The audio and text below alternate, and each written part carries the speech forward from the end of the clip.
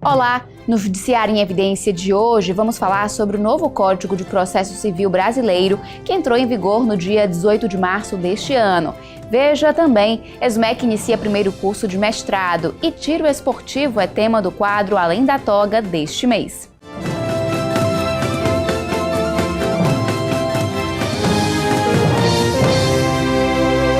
A ESMEC, Escola Superior da Magistratura do Ceará, deu início ao primeiro curso de mestrado promovido pela instituição.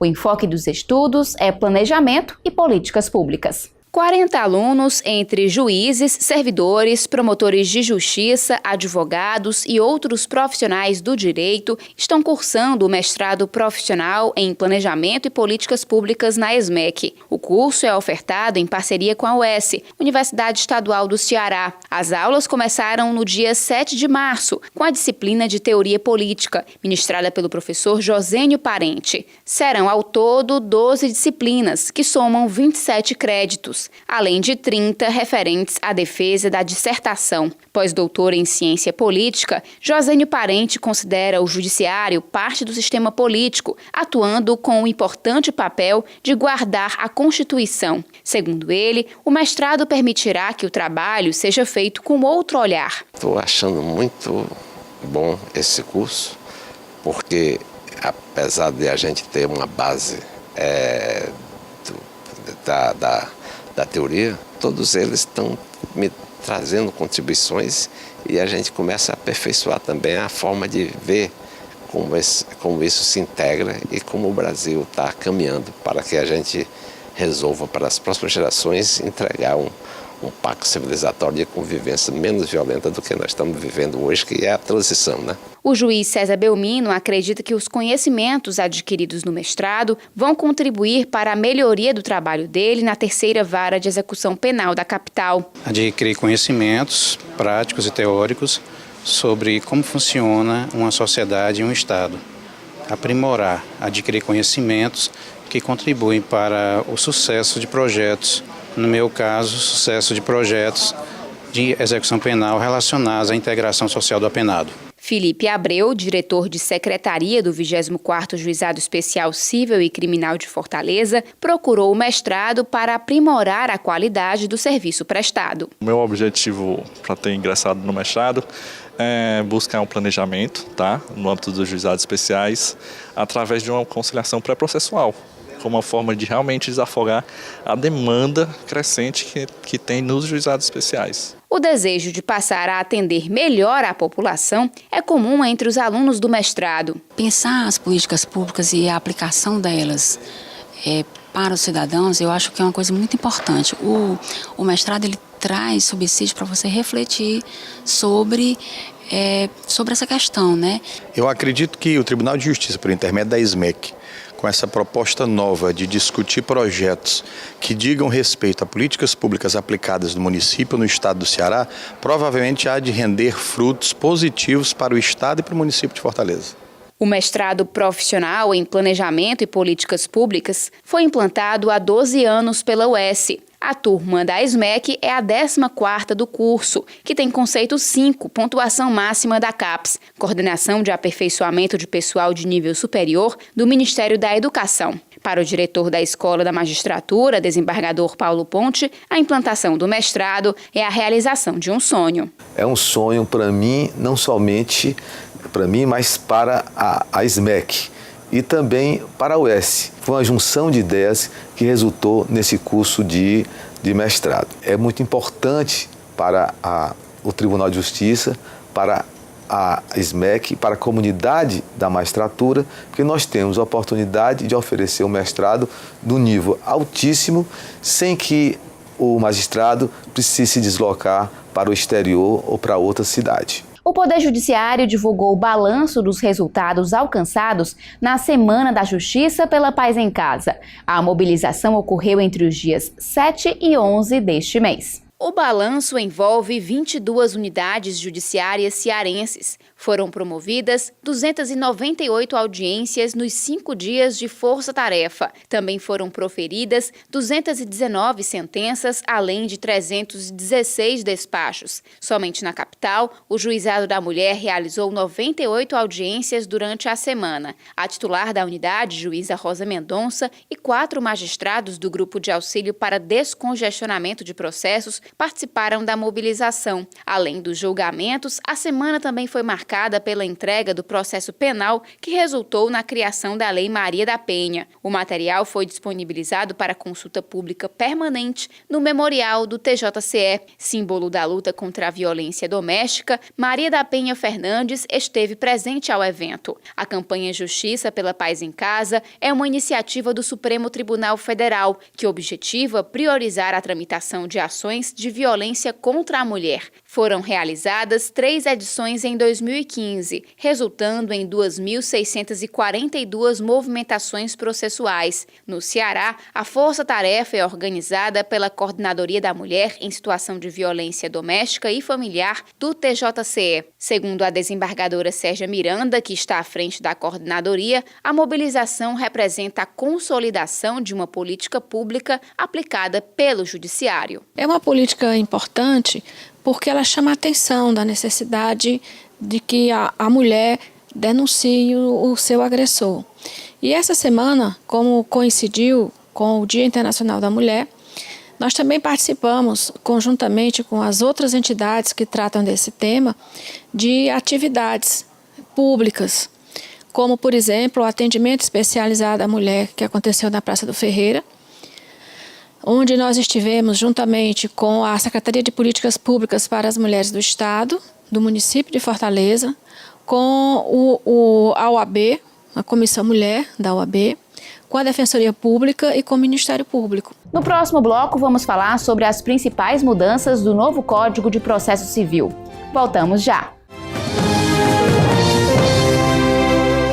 O novo Código de Processo Civil brasileiro entrou em vigor no último dia 18 de março. Para falar sobre as principais mudanças na legislação, estamos recebendo o consultor jurídico do TJCE, Nilson Aragão. Seja bem-vindo. Como vai, Pamela? Grande prazer poder tratar desse tema aqui com vocês. Dr. Nilson, uma crítica comum ao processo civil é a morosidade da tramitação. Com o novo CPC, as ações serão processadas e julgadas de forma mais rápida? Sem dúvida, o tempo foi um dos principais fatores considerados na reformulação do novo CPC.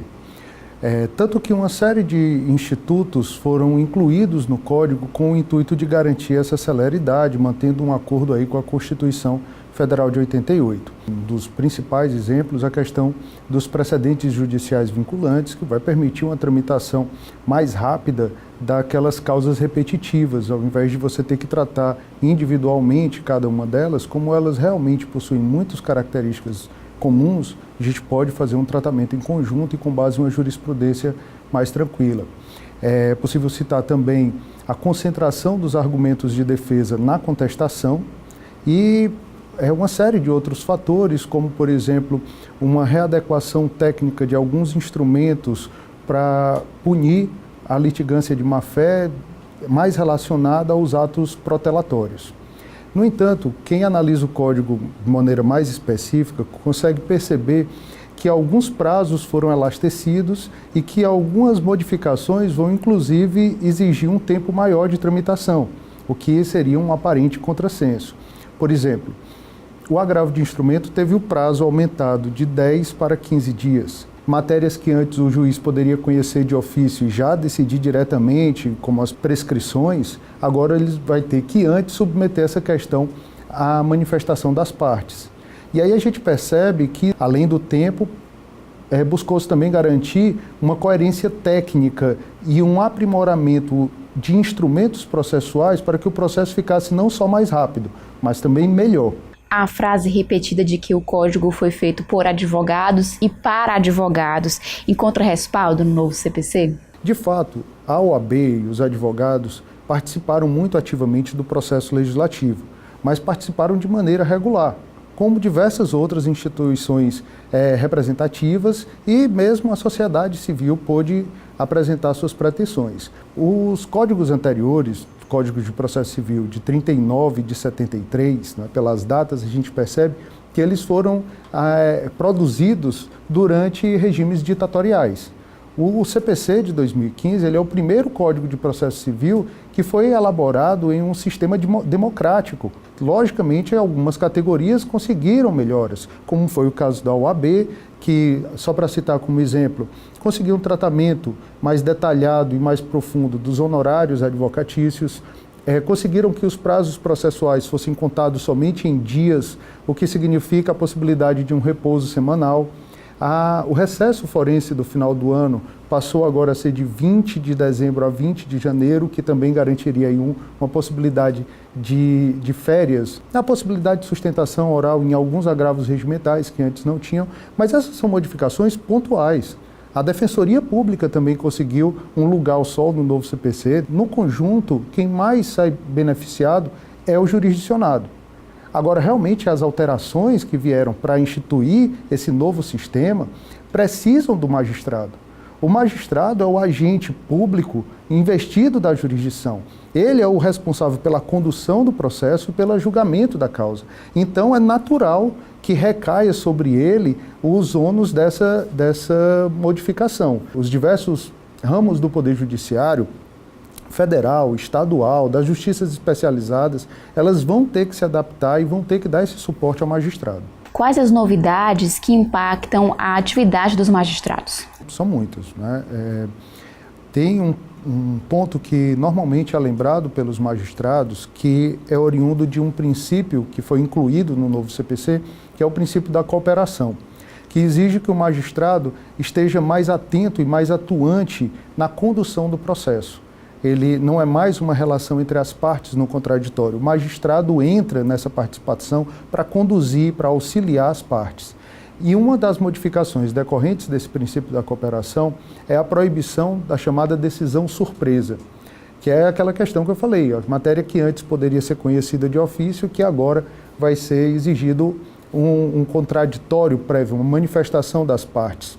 Nós temos outra modificação também muito importante, que essa sim vai exigir um trabalho intelectual muito maior dos magistrados, que é o aprimoramento da fundamentação das decisões. O Código vem e detalha agora o que é e o que não é uma decisão fundamentada. Isso vai exigir uma adequação de muitos modelos e de muitas decisões judiciais. O que a legislação traz de novo com relação à mediação e conciliação? Hoje o Poder Judiciário, a OAB, a Defensoria Pública, o Ministério Público, eles têm o dever legal de promover a solução consensual de conflitos. E o novo CPC ele está permeado por normas tendentes a realizar esse projeto. O ponto inicial dessa modificação foi o novo CPC trazer para o Código a figura da mediação.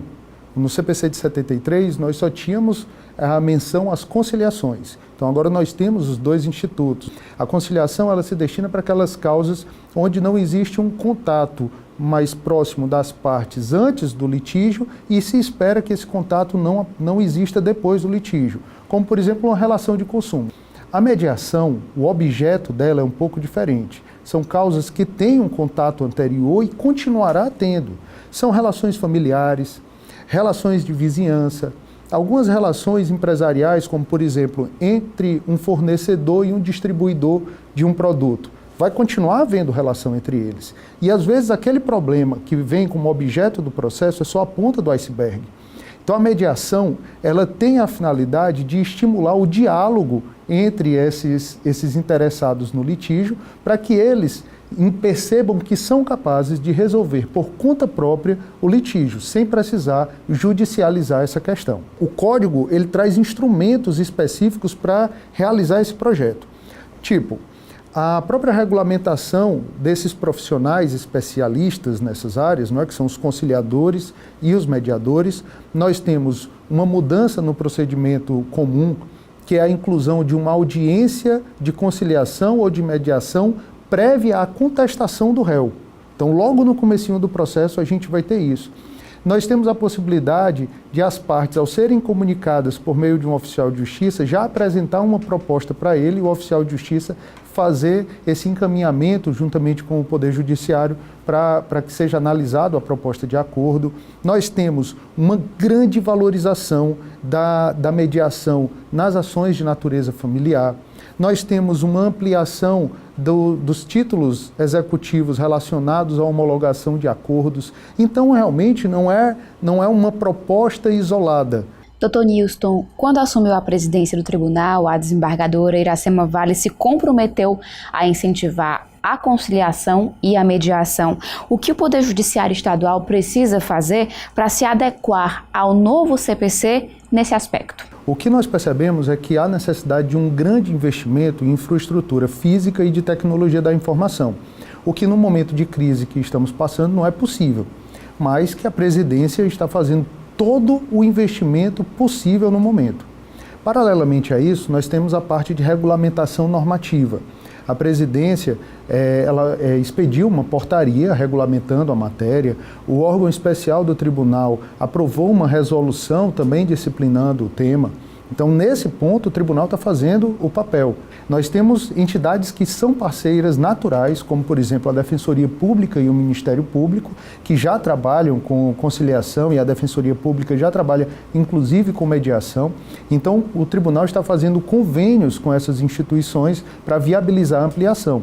E, principalmente, nós temos que nos aproximar das faculdades, porque a formação desse profissional, desse novo profissional da área jurídica, ele já tem que vir com esse novo pensamento. O Código criou um novo órgão.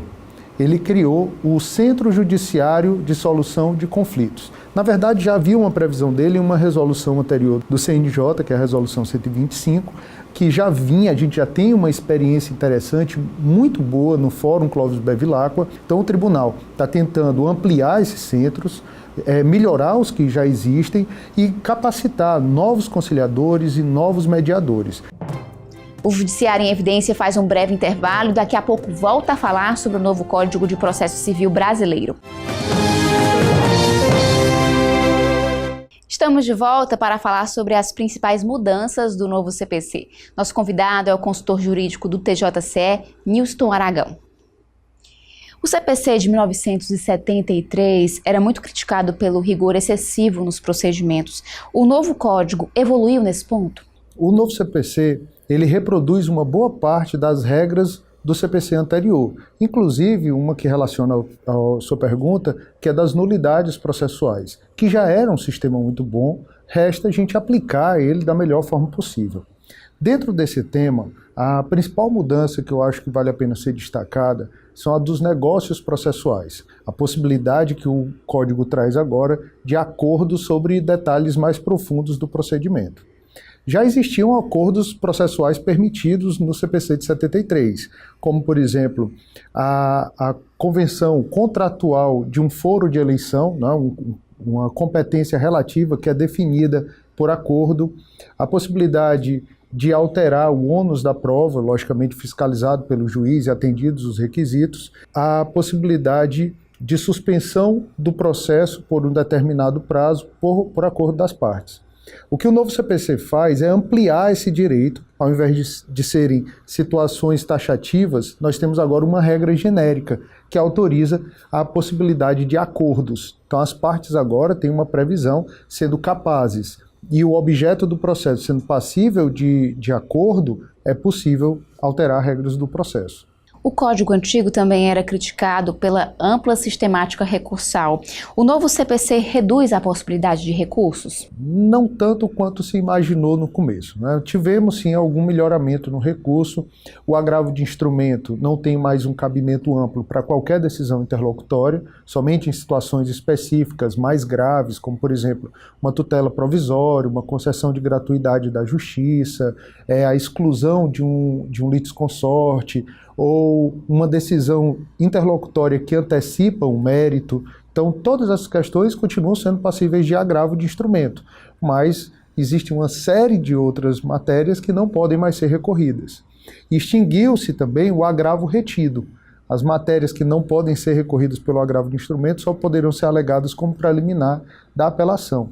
E um outro recurso que foi excluído foi os embargos infringentes, mas também teve uma repercussão indireta, que foi a modificação de uma regra de processamento e julgamento da apelação quando houver a reforma por maioria.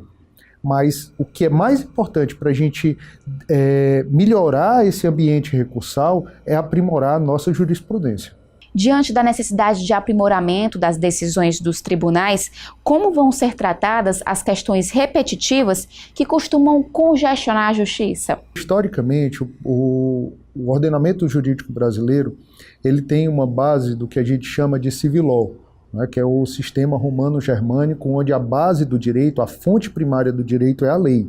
Mas o Brasil sempre adotou, de maneira mista, também uma base jurisprudencial, que é própria do que a gente chama de sistema common law, o sistema anglo-saxônico dos Estados Unidos, da Inglaterra. Então nós estamos cada vez mais tratando a jurisprudência como uma fonte formal primária do direito. Isso é uma realidade. O que o novo CPC fez foi tratar isso com a profundidade necessária. Então hoje nós temos os chamados precedentes judiciais vinculantes, não é qualquer decisão de segundo grau, são decisões que seguem ritos específicos, como por exemplo, os acordos do Supremo Tribunal Federal sobre controle de constitucionalidade concentrado, as súmulas vinculantes, que já são assim desde a emenda constitucional 45, a gente tem os casos repetitivos, né, os julgamentos de casos repetitivos, que é o incidente de resolução de demandas repetitivas e os recursos especial e extraordinário no rito repetitivo, todas essas decisões vão ganhar uma força extra de orientação do julgamento no primeiro grau de jurisdição. E o Código vem e reestrutura isso, criando um ambiente para a jurisprudência ser mais estável, não ter mudança que fere aquela segurança que se esperava, inclusive para mudar um precedente desse, o tribunal pode abrir audiência pública para ouvir os interessados nesses detalhes, a necessidade de fundamentação específica do juiz quando aplicar um precedente judicial. Então é um novo sistema de precedentes que o Código está colocando. Isso sim vai melhorar a sistemática recursal. Observa-se hoje um congestionamento processual na execução das decisões. Que melhoramentos o novo CPC traz para a efetiva entrega da prestação jurisdicional? A gente tem um melhoramento no tratamento da fraude à execução, dos atos atentatórios à dignidade da justiça, a possibilidade de a gente incluir o devedor nas sentenças transitadas em julgados, em cadastros de restrição de crédito, de protestar decisões transitadas em julgado. Nós temos a aplicação de uma série de institutos que visam exatamente dar mais força ao processo de execução para que o juiz possa superar essa resistência. Eu entrevistei o consultor jurídico do TJCE, Nilson Aragão. Obrigada pela entrevista. De nada, espero ter podido colaborar aí com o entendimento dessa nova legislação. Sempre que pode, o juiz Mauro Liberato, da 21ª Vara Civil de Fortaleza, deixa a rotina do trabalho e vai para o estande de tiro. No quadro Além da Toga deste mês, conheça mais sobre a prática que se tornou, inclusive, modalidade olímpica. Vai! Vai! O tiro esportivo é uma atividade que envolve precisão e velocidade no manejo da arma de fogo. Também é necessária muita concentração e força para um tiro certeiro. Vai! Na modalidade de tiro ao prato, praticada pelo juiz Mauro Liberato, é preciso acertar os alvos móveis de diversos tamanhos, que podem chegar a mais de 100 km por hora. Pratico o esporte do tiro ao alvo há mais de 25 anos. E resolvi praticar porque meu pai sempre gostou também de tiro. E por ele gostar, eu comecei a me familiarizar também com arma de fogo e atirar. E aí fui a primeira vez para o estande e até hoje nunca deixei. O juiz Mauro Liberato adquiriu a habilidade após anos de treinamento e disciplina. Ele também já participou de competições. No ano passado, foi até Dubai, nos Emirados Árabes Unidos, para torneio no deserto. Eu venho pelo menos uma vez por semana aqui ao estande. Já competi muitas vezes, né? Já viajei pelo Brasil afora, participei de vários campeonatos. né? Obtive até algumas colocações boas. Para começar a praticar, não basta apenas uma boa mira. O magistrado explica que é indispensável atentar às regras de segurança. Os equipamentos básicos para o esporte são, além da arma, abafador de som e óculos para proteção contra a fuligem. Outro acessório é o colete com bolsos para guardar os cartuchos. O juiz usa para colocar as balas calibre 12 de sua espingarda. Mas nada é mais importante que a responsabilidade ao manejar uma arma. Regras de segurança básicas que você tem que ter aqui no stand de tiro. É nunca manusear arma de fogo no local que não é adequado para o tiro. Você pode manusear a arma num local destinado para a montagem da arma e você sai de lá com a arma desmontada, aberta, não é? Que era para todo mundo veja que não tem munição na arma e se desloca ao local de tiro. Terminou, tem que examinar se todos os cartuchos estão fora da arma. Se não tiver, você tem que tirar os cartuchos apontando a arma para o local seguro, que é lá o posto de tiro, tira todos, examina, aí que você pode sair. Jamais leva a arma para fora aqui dos locais apropriados. Quem pratica o esporte também precisa ter registro de atirador concedido pelo Exército e comprovar capacidade técnica e psicológica. Lauro Carvalho, presidente do Clube de Tiro, exalta as características do atleta e amigo Mauro Liberato. Ele é uma das grandes referências aqui dentro do esporte, participa de campeonatos a nível nacionais e até internacionais. É realmente um atirador de ponta dentro do quadro de associados aqui do clube. Segundo o juiz, o esporte, além de empolgante, é também uma oportunidade para se confraternizar com os amigos. Ele passou a paixão pelo esporte para o filho Cid, de 19 anos. Até hoje ele me incentiva a atirar, a participar de competições. É um esporte como qualquer outro, com pessoas que você conhece, como futebol, vôlei.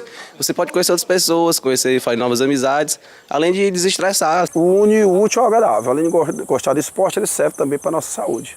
Que é um esporte que muita gente pensa às vezes e associa equivocadamente à violência. O nosso esporte aqui não tem nada a ver com violência, pelo contrário.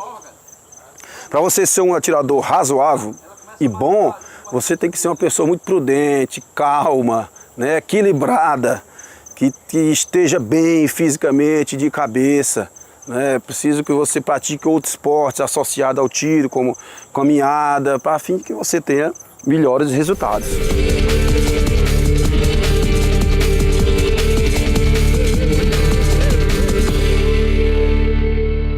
O Judiciário em Evidência fica por aqui. Confira outras notícias no site www.tjce.jus.br ou no Facebook TJCE Oficial. Obrigada pela companhia e até semana que vem.